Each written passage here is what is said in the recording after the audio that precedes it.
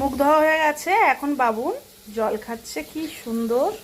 হ্যাঁ বাবুন, বাবুনের সকাল সকাল মুড়ি ভাজা খেতে ইচ্ছা করেছে দেখো, তাই ওর বাবা ওকে বাটির মধ্যে ঢেলে দিয়েছে, এখন খাচ্ছে। এই যে জল খাচ্ছে আর এই খাচ্ছে, জল খেয়েই পেট ভরিয়ে দিচ্ছে। তোমাদের দাদা ভাই এখন পুজো দেবে দেখো, আর ডালার মধ্যে কি সুন্দর ফুল তুলেছে দেখো, সব কিন্তু গাছের ফুল, এগুলো গাছের ফুল সুন্দর আলাদা। পিছনে দেখছো এই যে লঙ্কা গাছ, আর এই লঙ্কা গাছে এই বর্ষাতে কত লঙ্কা ধরেছে আমি তোমাদেরকে শেয়ার করি। হ্যাঁ ঠিক আছে, 12টার সময় আসলে তো জল তো তুলতেই হবে। এই দেখো লঙ্কা, এই বর্ষাতে প্রচুর পরিমাণে লঙ্কা ধরেছে দেখছো। আর এই লঙ্কা গাছটা কিন্তু আমার শাশুড়ি অনেক যত্ন করেও বসিয়েছে। চলো এই লঙ্কা গাছের একটা হিস্ট্রি বলি। আমাদের বাড়িতে একটা দাদা ভাড়া ছিল, দাদার বৌদি, তো তেনারা পাহাড়ি দার্জিলিং এলাকার লোক, তো সেখান দিয়ে এই লঙ্কা গাছের বীজ এনেছিল, তার মানে লঙ্কা এনেছিল আমাদের জন্য। তো আমার শাশুড়ি খেয়েও ছিল, আমিও খেয়েছিলাম। তো পাকা লঙ্কা বসিয়েছিল, দানা দেখে বসে, সেই থেকে গাছে এই ফলন হয়েছে দেখো। হ্যাঁ এটা অ্যাকচুয়ালি কিন্তু পাহাড়ি লঙ্কা, আমাদের এলাকায় এই লঙ্কা হয় না। আর এরকম হচ্ছে, এরকম ছিল না, লঙ্কাটা অন্যরকম ছিল, কিন্তু আমাদের এখানে মাটির জন্য না লঙ্কা এরকম গোল হয়ে গেছে দেখো, প্রচুর লঙ্কা হয়েছে।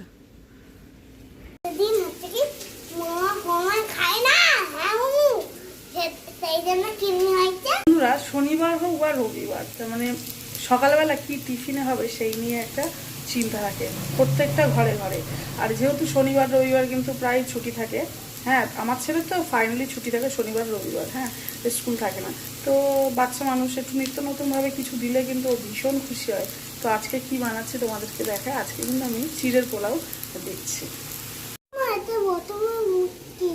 কিছু করেনি, ওটা ওখানে ওরকম ভাবেই আটকাই, শোনায় কিছু করেনি। সুজি দিচ্ছি, কারণ এখন ভাজার জন্য সুজিটা, আমি সুজির হালুয়া এইভাবেই করি। এখন হচ্ছে লাল লাল করে ভাজা হলে সুজিটা বেশ ভালো হবে।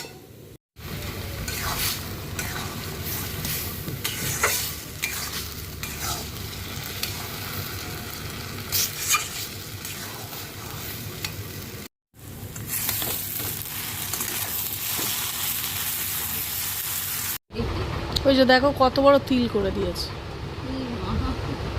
ওই যে বাইক পরিষ্কার করছিল তো, আবার উঠে যা। বলো বলো কক বলো। তোমার জন্য আমার পড়া হচ্ছে, চলে যাও রান্নাঘরে। এই যে রান্না করে নিয়ে এসছি, খাও না। তুই রাত হলে তুমি অনেক চুপ করে বসে থাকবে। কোথায়? রান্নাঘরে পড়তে বলেছি বলে ওই জন্য দেখো আমাকে রান্নাঘরে পাঠিয়ে দিচ্ছে। ওর অবস্থা দেখেছো, তার মানে কত বুদ্ধিমান ছেলে। না এটা খেয়ে না, উদ্ধার করো না বাবা রে। বাবু নদীকে পড়ছে আর আমি এদিকে রান্নাবান্না সব আমি রেডি করে ফেলেছি। আর এখন ওর আন্টিও চলে গেছে, আর বাবুনকে স্নান টান করিয়ে এখন আমি সবার জন্য ভাত বেড়েছি। আর এত সুন্দর থালাটা সাজিয়েছি, আমি ভাবলাম তোমাদেরকে একটু শেয়ার করি, তোমাদেরও ভালো লাগে। দেখো সাজিয়ে গুজিয়ে খেতে কিন্তু সবারই ভালো লাগে, তাই না? তো আমিও আজ সাজিয়ে নিয়েছি। তো শুভ দুপুর, সকল ভালো থেকো, টাটা।